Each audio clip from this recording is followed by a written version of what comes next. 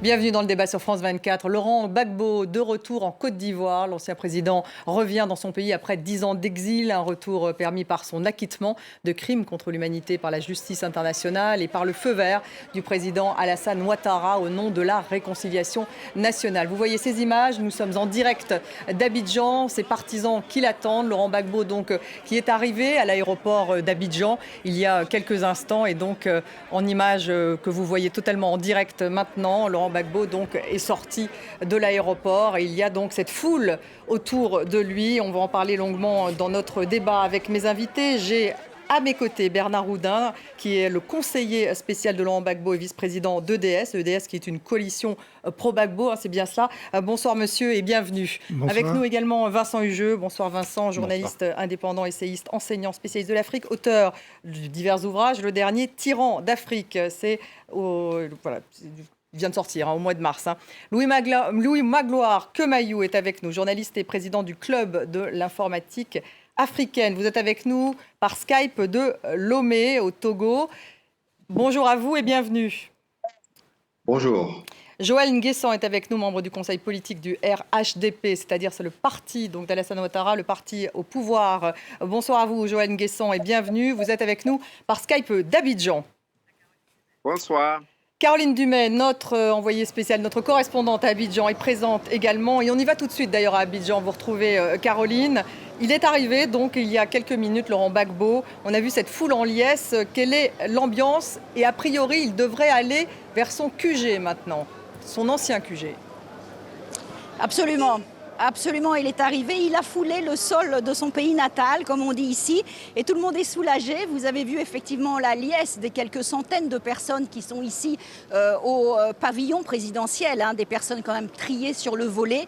Et avant, évidemment, de prendre la route pour son QG de campagne, son ancien QG de campagne du FPI, eh bien, il est en train de saluer tout le monde. Il les salue d'ailleurs en voiture. Vous remarquerez qu'il fait le tour dans son véhicule.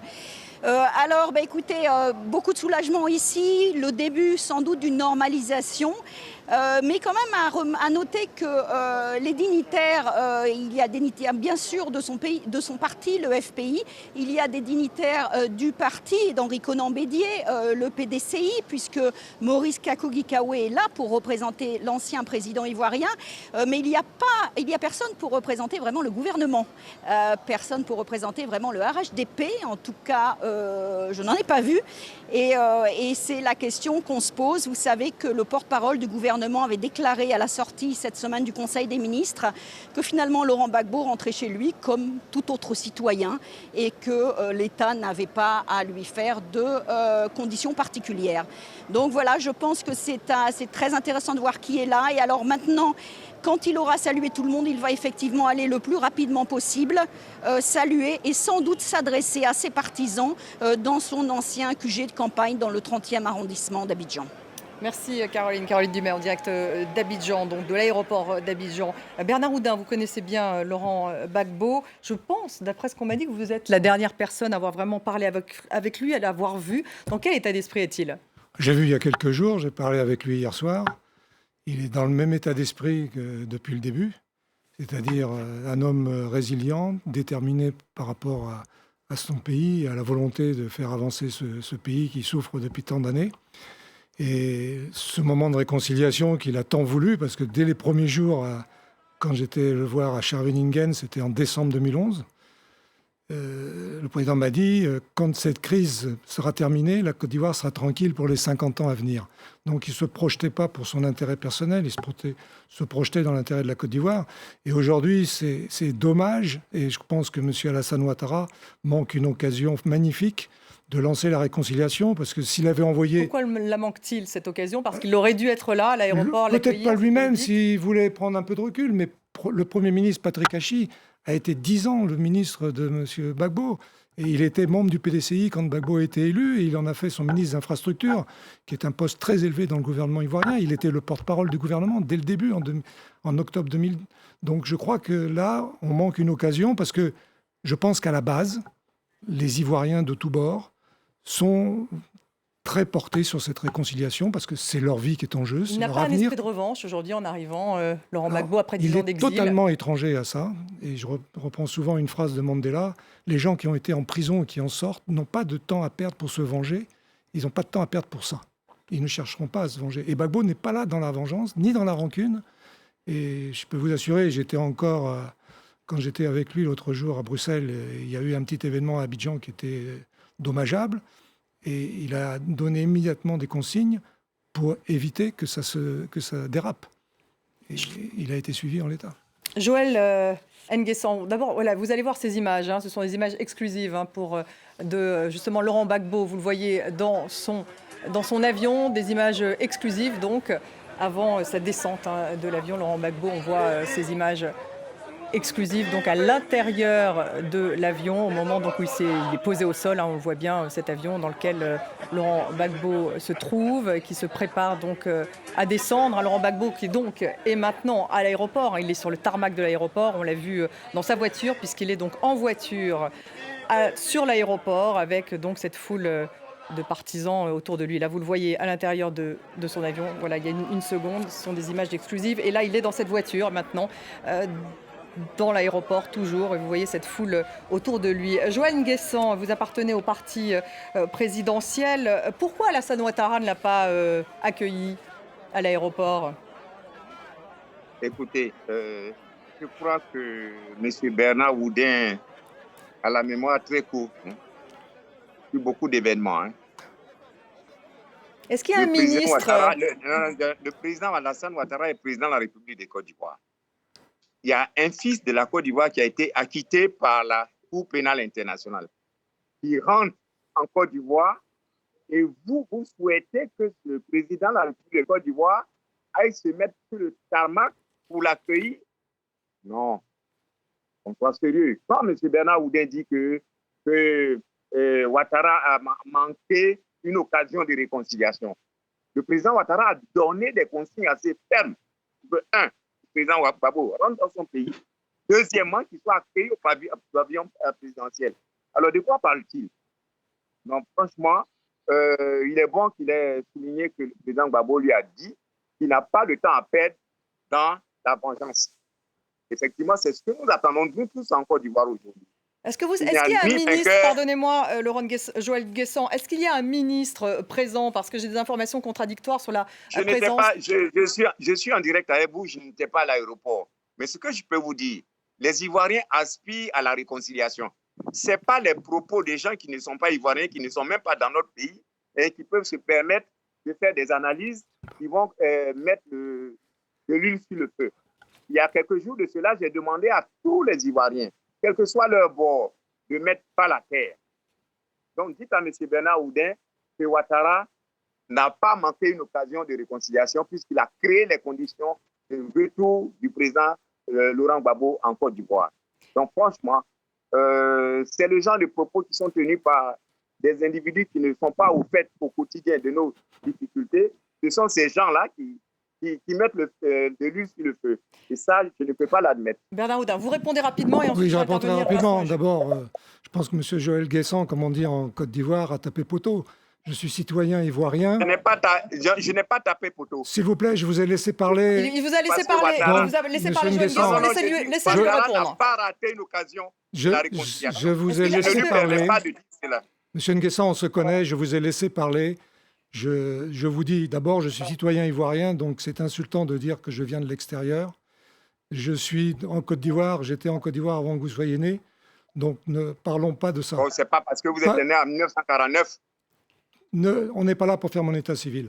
Vincent Hugeux, vous lui avez répondu. Vincent Hugeux, juste un point justement sur cette réconciliation. Est-ce qu'effectivement les conditions sont réunies aujourd'hui pour qu'il y ait une vraie réconciliation en Côte d'Ivoire? Écoutez, je ne suis pas de nationalité ivoirienne. J'espère qu'on m'accordera néanmoins le droit de m'exprimer. Personne n'est parfait. Vous avez en fait un face-à-face de deux mantras, de deux credos. D'un côté, réconciliation nationale, c'est la parole portée depuis des mois, voire des années par les autorités en place. Et de l'autre côté, pas d'esprit de vengeance, comme on l'a rappelé à l'instant. Très bien, ce sont des pétitions de principe qui sont louables, qui sont nobles. Maintenant, il faut leur donner de la consistance. Or, ce que j'observe pour avoir eu le privilège de sillonner la Côte d'Ivoire à maintes reprises dans les années écoulées, c'est que malgré l'affichage de cette volonté, qu'on ne peut que saluer, les blessures restent profondes et elles ne sont pas toutes cicatrisées. Donc, il ne suffira pas de réitérer de manière permanente ces mantras, ces refrains, pour en faire une réalité. Il faut garder à l'esprit un point très simple, c'est que, à mon sens, une occasion de fait a été perdue au tout début du premier mandat du président Ouattara. Je me souviens qu'à l'époque, j'étais allé pour l'Express faire un long reportage dans la zone de Duékoué, qui avait été l'épicentre de toutes les atrocités. Et à mon retour, j'avais eu un entretien informel avec lui. Et il m'avait demandé, alors, qu'est-ce que vous en pensez? Je lui ai dit, écoutez, loin de moi la prétention de donner de conseils à qui que ce soit, mais ce que je peux vous dire, c'est qu'à mon sens, pour éviter demain le procès en dissymétrie judiciaire, il faut aussi qu'il y ait des individus que l'on sait responsables d'exactions inacceptables qui soient poursuivis dans votre camp, en tout cas dans le camp qui vous a soutenu. Donc je pense qu'il y a ce premier phénomène-là qui, hélas, n'a pas été totalement embrassé à une période où il aurait pu le faire. Alors maintenant, moi, acceptons-en l'augure, hein, moi je serais absolument ravi, enchanté, je serais le premier à reconnaître que mon scepticisme était infondé, si tout cela prend de la consistance. Mais je termine sur un point très simple.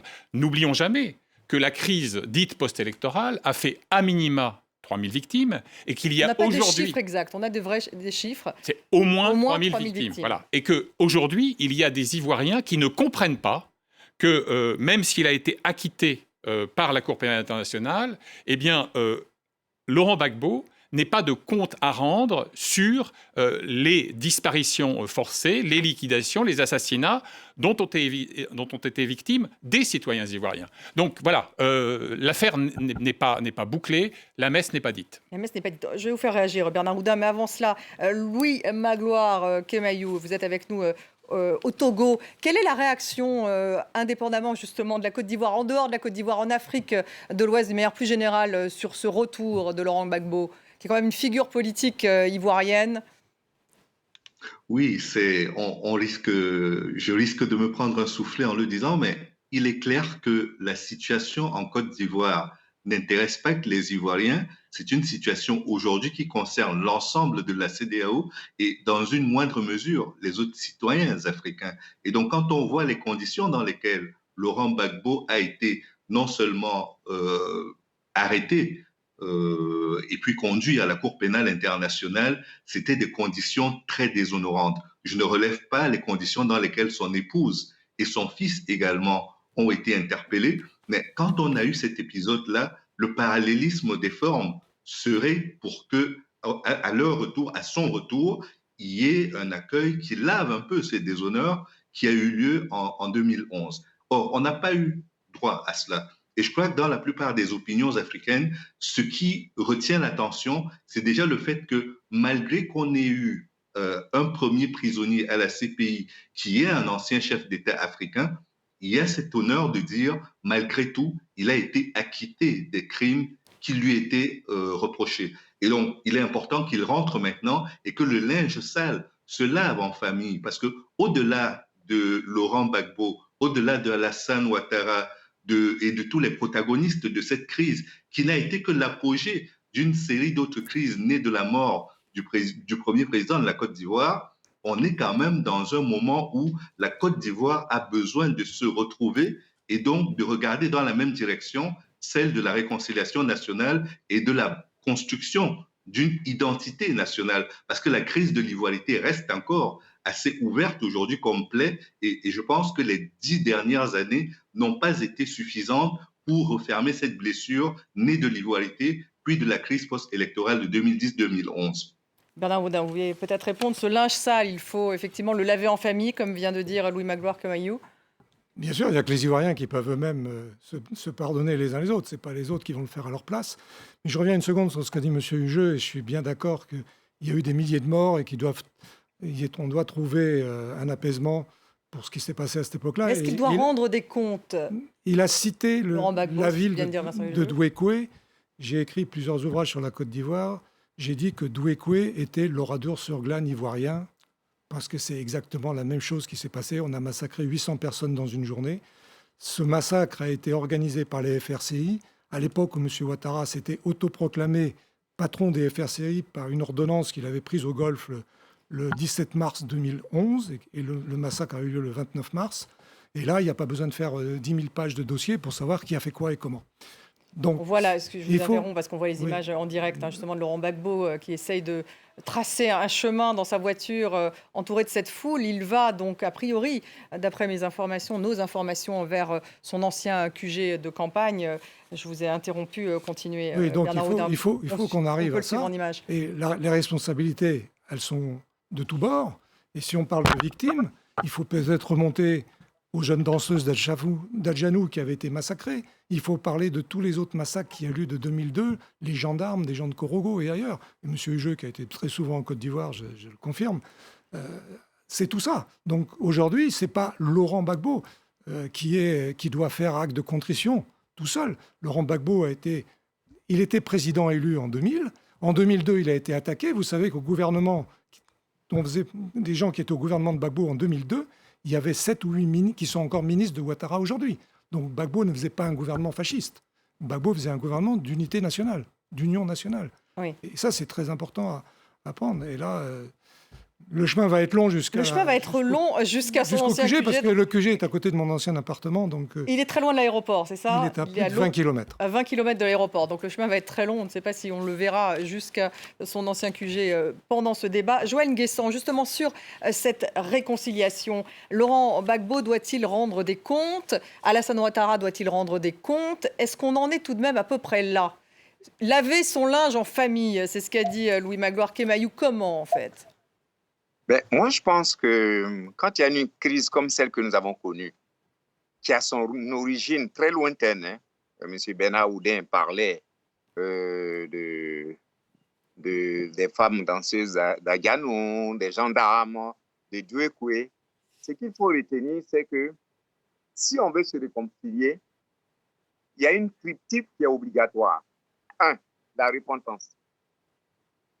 Chacun des acteurs politiques, depuis le décès de Félix Houphouët-Boigny jusqu'à aujourd'hui, chacun des acteurs qui sont encore en vie, parce qu'il y a beaucoup qui sont partis. Repentance. Deuxième étape, c'est le pardon. C'est après le pardon qu'on parle de réconciliation. Donc franchement, pour moi, tout peut être résolu. Je ne désespère pas. J'ai confiance au fait que les Ivoiriens ont suffisamment de ressources en eux-mêmes pour pouvoir se retrouver et se réconcilier. Et quand vous dites le pardon, pardonnez-moi Joël Nguessan, c'est des deux côtés? Des deux côtés. On doit se pardonner mutuellement. Mais on doit apprendre à se repentir. Parce qu'il y a eu des dérives quand même. Depuis le décès de Félix Houphouët-Boigny jusqu'à aujourd'hui, il y a eu des comportements politiques qui ont occasionné des milliers de morts. Donc, moi, je ne suis pas pour ceux qui disent que ce camp n'a rien fait, l'autre camp n'a rien fait. Non. Si ces morts ne se sont pas tirés des balles eux-mêmes dans le corps, ils sont morts parce que notre turpitude politique nous a amenés là. Donc, il faut qu'il y ait repentance de tout le monde. Repentance. Et une fois qu'il y a repentance, c'est la nation qui accorde le pardon. Et quand la nation accorde le pardon, on se retrouve dans une posture maintenant de réconciliation. Merci. On va se retrouver. Je vous interromps. On va se retrouver après une courte pause. Vous restez avec nous.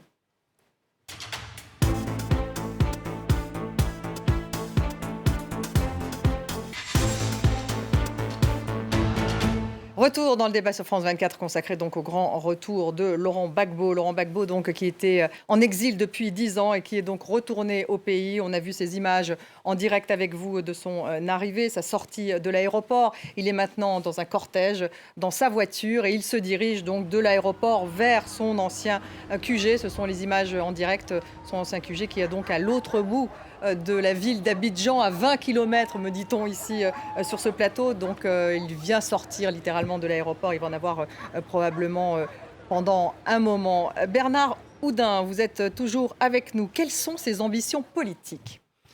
Les ambitions politiques du président n'ont pas changé. Son ADN, c'est la politique. Il a été membre de l'opposition.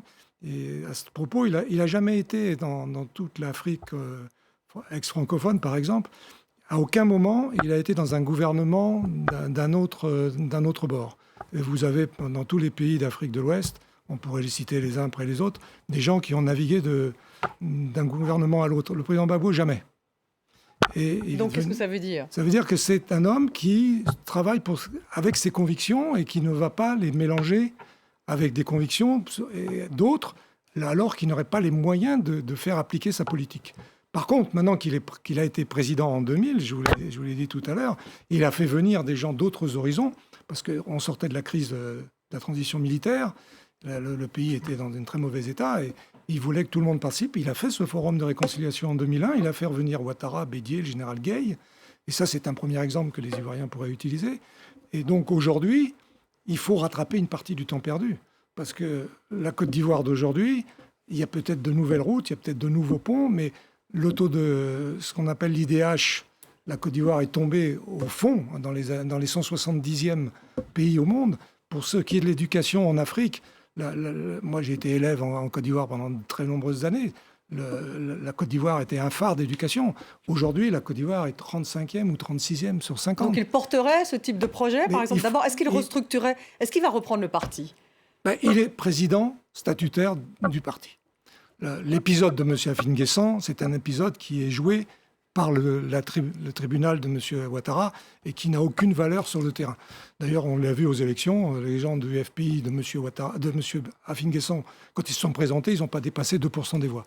Non, le problème du président Gbagbo aujourd'hui, c'est de faire en sorte que le gouvernement qui existe actuellement puisse se pencher avec l'opposition sur des propositions qui fassent que les Ivoiriens aient de l'eau, de l'électricité, une éducation nationale qui dit son nom, des systèmes de santé qui sont appropriés, alors qu'aujourd'hui, vous voyez bien que les dirigeants du pays, au moindre rhume, ils sont en France ou aux États-Unis. Vous dites ce soir qu'il a un projet à vous écouter. Il a toujours eu un projet. Son projet, c'est la Côte d'Ivoire. Maintenant, il faut pouvoir l'appliquer. Et il est prêt à le faire avec les gens à partir du moment où il s'assume. Donc, il a toujours son ambition. Il a toujours son ambition politique. Vincent, je vais vous faire réagir tout de suite. D'abord, Joël Nguessan.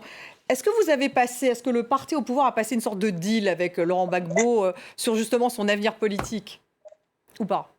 Non, il n'y a pas de deal à avoir avec M. Laurent Gbagbo. Vous savez que l'ère Houphouët-Boigny est en train de prendre fin. L'ère Houphouët-Boigny est en train de prendre fin. L'ancienne génération, ceux qui étaient avec Félix Houphouët-Boigny, je parle de M. Gbagbo et les autres, tout ça, ils savent très bien que très rapidement, il faut qu'ils passent la main. Sinon, ce serait quelque peu irresponsable. Monsieur Ben Aoudin parle de éducation nationale, santé. Franchement, je souhaiterais qu'il fasse un effort pour avoir les véritables statistiques sur l'évolution au niveau socio-économique de la Côte d'Ivoire. L'IDH dont il parle, bon, on est en 170e position. Ça, il profite de votre micro pour annoncer un chiffre qui n'est pas vrai. Donc, c'est vous dire que dans le fond, sous le président Alassane Ouattara, les choses ont évolué positivement. Donc, il faut qu'on accepte cela. Le président Gbagbo est arrivé. Tous les Ivoiriens. Aujourd'hui, il est arrivé en rival. Il est arrivé en rival politique. Non, il ne peut pas arriver en rival. Il peut arriver en tant qu'Ivoirien, qui est en Côte d'Ivoire, dans son pays. Qu'on le laisse se reposer. Et que tout le monde sache que le moment est venu de passer la main à une nouvelle génération. On ne va plus revenir dans les propos de 1990. Je suis le socialiste qui peut développer le pays. Et en 10 ans de pouvoir de Gbagbo, on sait ce que cela nous a donné. Donc aujourd'hui, c'est qu'il y a de nouvelles personnes. Il y a de nouvelles personnes. De nouvelles dans votre camp aussi, j'imagine. Dans votre camp aussi, il y a de nouvelles personnes. Même au niveau du RHDP. Oui. D'accord. Cela ne nous génère surtout pas. Mais il faut que les gens sachent qu'on fasse un bilan réel. Depuis le décès de Félix Houphouët-Boigny jusqu'à aujourd'hui, qu'on sache qui a fait quoi, qui a développé le pays. Et je peux vous dire que même M. Gbagbo, quand il est arrivé, et puis c'est des exilés qui sont arrivés. On ne va pas refaire toute l'histoire de la Côte d'Ivoire. On n'a pas le temps. Mais Joël Nguessan, je vous ferai réagir. Je vais réagir Vincent Hugeux parce qu'il n'a pas encore beaucoup parlé. Pardonnez-moi, je vous interromps. Donc nous, ce qu'on attend, c'est le message que Gbagbo Laurent va donner. On l'attend. Oui, parce qu'il va s'exprimer. On l'attend tous. on va savoir si son message est un message qui va concourir à la réconciliation ou bien si c'est un message qui va enflammer les rancœurs des victimes. Alors, on va voir son message, on attend ce discours.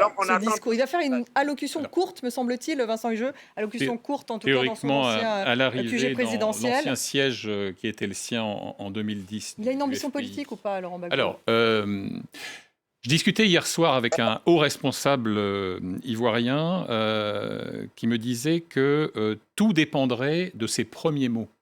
Les premières phrases qu'il va prononcer donneront un peu la tonalité de l'optique qui est la sienne. Ceux qui s'imaginent que Laurent Gbagbo va vivre en ermite, reclus dans son village natal de Mama, en délivrant de temps à autre, de loin en loin, des oracles de vieux sages, je crois, se trompent lourdement. C'est effectivement ce qu'on appelle, sous toutes les latitudes, un animal politique. Il pense politique, il dort politique, il mange, il boit politique. Chaque fois que je l'ai rencontré, j'ai été frappé par ce mélange de passion pour la chose politique, avec une sorte de distanciation parfois un peu ironique d'ailleurs. Et le pouvoir. Mais, on y vient, il a son âge. Et là, s'il le fait, c'est-à-dire que... Quel âge exactement d'ailleurs, Laurent Gbagbo? Il vient d'avoir 76 ans. 76 ans. C'était précisément le 31 mai 1945 qu'il a vu le jour donc près de Gagnoa. Et puis, il doit aussi quand même réparer un parti fracturé, quoi qu'on en dise. Le parti FPI dit légal à l'époque, Afin-Guessant, certes un seul député aujourd'hui, mais après tout, le FPI dit Gore, c'est-à-dire Gbagbo ou rien, ça n'est jamais que 17 plus 1, donc aujourd'hui 18 députés. Et quand on regarde un fief électoral comme Yopougon, 18% de participation, et une assise électorale qui s'est érodée. Je termine sur un point. Pourtant, un de ses fiefs, Yopougon. Oui, je termine sur un point essentiel. On parlait de nouvelle génération, c'était la relance qui était la vôtre avec Joël Guessant. Si on prend le trio infernal, on me pardonnera cette saillie, qui écrase la vie politique ivoirienne depuis des décennies, c'est-à-dire Gbagbo, Ouattara, Bédié, cumule 242 ans, moyenne 80 ans et 6 mois. Or, on s'aperçoit qu'il y a dans tous les partis politiques ivoiriens une jeunesse qui n'en peut plus d'attendre l'heure de la relève, qu'on envoie au casse-pipe militant, mais qui n'accède jamais aux responsabilités suprêmes. Et ça, quand vous avez plus 78% des Ivoiriens ont moins de 35 ans. Ce hiatus-là, qui n'est pas propre au pays des éléphants, on le retrouve dans beaucoup de pays d'Afrique, il est dans la durée intenable. Et il faut que ces messieurs, dans toute la sagesse que leur a donnée le cours du temps, ils s'aperçoivent que le moment est venu de passer le témoin. Louis Magloire-Comayou, vous voulez réagir justement? Est-ce qu'il a de l'ambition politique, Laurent Gbagbo, pour vous? Et est-ce qu'il faut passer la main? Est-ce qu'il faut justement faire confiance à la relève aujourd'hui?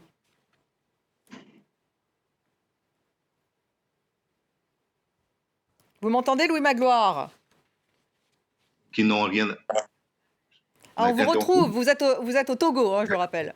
Oui, absolument. Donc, je ne crois pas à tous ces fétichismes-là. Personnellement, je crois que tant que l'on peut servir son pays, on n'est pas obligé d'être président de la République pour le faire. Mais si on peut apporter sa part au débat national, à la réconciliation, au débat d'idées, je crois qu'il est important de donner sa place à tout le monde.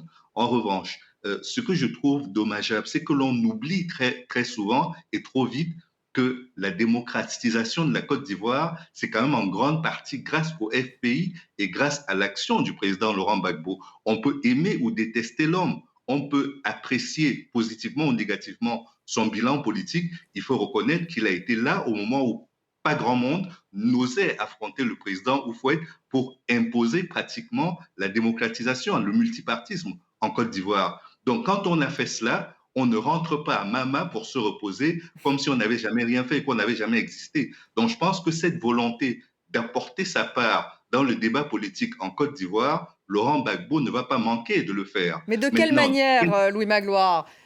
Comme futur candidat, comme un rival?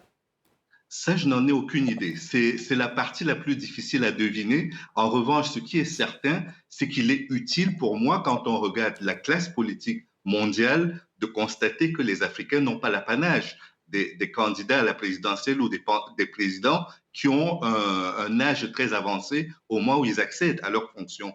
Ce que l'on veut aujourd'hui, c'est qu'au-delà de leur personne, au-delà de leur position strictement partisane, que ces personnes aient le sens de la nation, qu'ils aient le sens de l'intérêt commun et qu'ils arrivent à bâtir pour l'avenir. Pourquoi ils l'ont perdu? Aujourd'hui, c'est que même dans le débat aujourd'hui, Laurent Gbagbo n'est pas considéré comme l'ancien président, il est considéré comme l'ancien adversaire. C'est pourquoi on le qualifie de président qui ira vers ses partisans, de bain de foule qui pourrait être nuisible à la sécurité et à la paix intérieure. Je pense que c'est une mauvaise lecture des événements. Il faut avoir une position aujourd'hui par rapport à Laurent Gbagbo et à tous les acteurs, à tous les protagonistes des différentes crises qui ont secoué la Côte d'Ivoire jusqu'en 2011, il faut avoir la sagesse de considérer que ce ne sont que des hommes et des acteurs qui sont là au service d'idées et que par moments, ils peuvent être dépassés par l'évolution de la société, mais que s'ils peuvent apporter leur contribution, ne les condamnons pas avant qu'ils aient pu servir jusqu'au bout.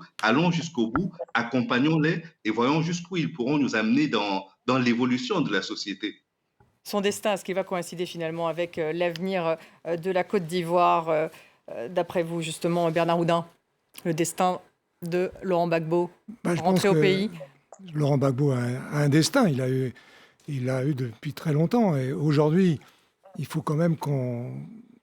Alors il est sous le coup, pardonnez-moi, d'une condamnation tout de même en Côte d'Ivoire à 20 ans de prison pour braquage de la Banque centrale des États d'Afrique de l'Ouest, c'était pendant la crise. C'est ce qui est un... Où en est-on d'ailleurs de cette... Sur le plan strictement juridique et judiciaire, ça ne tient en aucun cas la route. Pour mille et une raisons, et ça sera trop long d'expliquer ici, mais ça, c'est un débat qui est clos. Ça reste une hypothèque. C'est un débat qui est clos, parce que s'il y avait l'hypothèque, le président Ouattara voulait lever l'hypothèque dans le mauvais sens, je crains fort pour l'avenir du pays. Mais ce n'est pas clos. Non, c'est-à-dire qu'en fait, pardonnez-moi, je vais être très rapide, oui. mais il y avait au fond 4 scénarios possibles. Une amnistie pure et simple, une grâce présidentielle, une arrestation à l'arrivée, ce qui me paraissait de toute façon une hypothèse tout à fait fantaisiste, et puis le statu quo. Et j'ai cru comprendre, en échangeant avec tel ou tel proche du président Ouattara, que l'idée de garder une sorte de joker dans la manche, à savoir le statu quo, était considérée comme la posture la plus confortable qui soit. Donc, malgré tout, quoi qu'on pense des fondements juridiques de cette condamnation, elle est toujours là. L'amnistie n'a pas été prononcée. Mais ça ne l'empêche pas de faire de la politique. De faire de la politique, non. De se présenter, ça pourrait éventuellement... je ne vais pas prolonger ce débat qui n'aura plus d'intérêt pour le pays, pour le futur. Mais je voudrais quand même revenir sur la journée d'aujourd'hui. Rappelons-nous le 11 avril 2011. Quand Gbagbo a été arrêté, transféré ensuite le surlendemain à Kourogo, puis envoyé en fin novembre à La Haye. Qui, parmi tous les dirigeants politiques occidentaux d'ailleurs ou en Afrique, aurait dit qu'il irait le 17 juin 2021 ? On était très très peu à en être persuadés. Et j'ai fait le tour de l'Afrique et de l'Amérique depuis ces 10 ans, et je peux vous assurer que de Dakar à Pretoria, l'Afrique attendait ce jour-là. Et il est arrivé, et je dirais que c'est une forme de séisme pour le futur.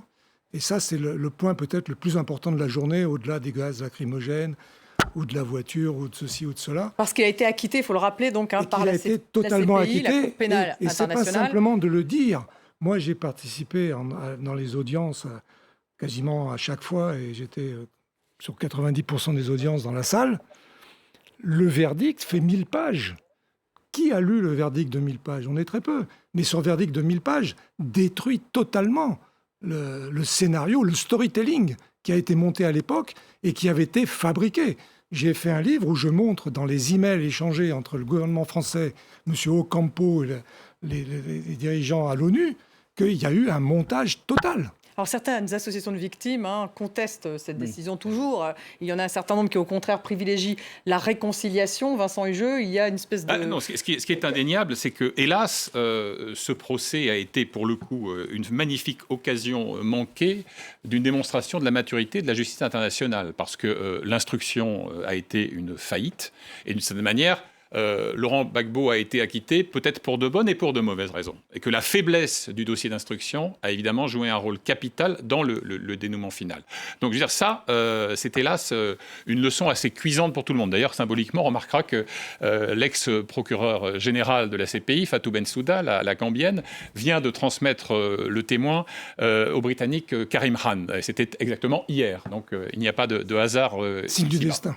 Donc, si vous voulez, ça, c'est un vrai vrai souci, mais ce qui m'apparaît aujourd'hui crucial, c'est que les Ivoiriens, dans leur ensemble, et j'y insiste, quelle que soit leur génération, se sentent engagés dans ce défi d'une réconciliation authentique. Il ne s'agit pas de replâtrer les façades de la fissure. Si on construit l'édifice sur le sable de l'ambiguïté et de la duplicité, eh bien, rien ne tiendra. Et je crois qu'aujourd'hui, la plupart, sinon la quasi-totalité des citoyens et citoyennes de ce pays, dont on sait qu'il a un potentiel phénoménal, c'est un pays de cocagne par les ressources, notamment naturelles, qui sont les siennes, ont une conscience aiguë de cet enjeu-là. Il faudra que les acteurs politiques, et je finis là-dessus, soient à la hauteur de ce défi. Ça reste à prouver. Joël Nguessan, est-ce que les acteurs politiques sont à la hauteur de ce défi? Qu'allez-vous faire si effectivement Laurent Gbagbo se présente, par exemple, si effectivement il redevient un vrai candidat, c'est-à-dire qu'il participe activement à la politique en Côte d'Ivoire,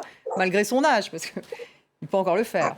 Ce qui est sûr, c'est que le jeu démocratique est ouvert, quel que soit l'âge. Il peut aller à toutes les élections s'il il estime que physiquement, il en a les capacités. Mais à titre personnel, j'estime qu'il y a une génération, la génération de Houphouët-Boigny, ceux qui sont venus après Houphouët-Boigny, qui devaient passer la main. Ceci étant, je voudrais revenir sur ce que M. Bernard Oudin a dit. Il s'est autorisé à prétendre que le braquage de la BCAO est un dossier clos et que nos magistrats qui ont condamné Gbagbo Laurent, c'est-à-dire que ça n'a aucune importance. M. Bernard Oudin, est-ce que vous pouvez vous permettre en France de juger les magistrats français quand ils ont pris une décision? Laissez notre justice décider. Donc ça n'est pas clos, vous nous dites ce soir. Tant que les magistrats ou le président de la République n'a pas pris soit une mesure de grâce ou bien l'Assemblée n'a pas pris une mesure d'amnistie, quelqu'un d'autre qui n'est pas magistrat n'a même pas autorisé à traiter nos magistrats de cette manière. Ceci étant dit, je veux vous dire que nous sommes pour la réconciliation entre Ivoiriens. Mais je le répète, repentance, pardon et puis réconciliation. Louis Magloire Kemayou. Tant qu'on ne l'a pas fait, oui. On sera dans du cinéma. Et moi, je ne veux pas de cinéma. La réconciliation, c'est véritablement véritablement l'enjeu. Louis Magloire Kemayou, j'aimerais tout de même qu'on termine par vous parce qu'il nous reste une minute. On parlait justement de cette relève. Il y a le fils de Laurent Gbagbo, son fils Michel, il a été élu, lui, à Yopougo. Est-ce qu'il pourrait reprendre le flambeau? Est-ce que les enfants, finalement, de ces différents dirigeants politiques et puis d'autres jeunes pourraient effectivement se présenter et prendre effectivement la relève? Non, je pense qu'il ne faut pas caricaturer. C'est pas parce qu'on est le fils d'un président qu'on a moins d'aptitude à diriger son pays ou à participer à la vie publique. Cela doit se faire dans les règles de l'art. Il ne faut pas que ce soit de la dynastie, que cela relève de la succession dynastique. C'est cela qui pose problème. Jusqu'à preuve du contraire, le fils de Laurent Gbagbo s'est présenté à une élection. Il avait des candidats en face de lui. Il a remporté l'élection de façon tout à fait transparente. Donc, je pense que de ce point de vue, il n'y a pas de problème. En revanche, ce que je crois être important aujourd'hui dans le dossier ivoirien, c'est que nous sommes à un moment où la Côte d'Ivoire a véritablement besoin de se réconcilier avec elle-même.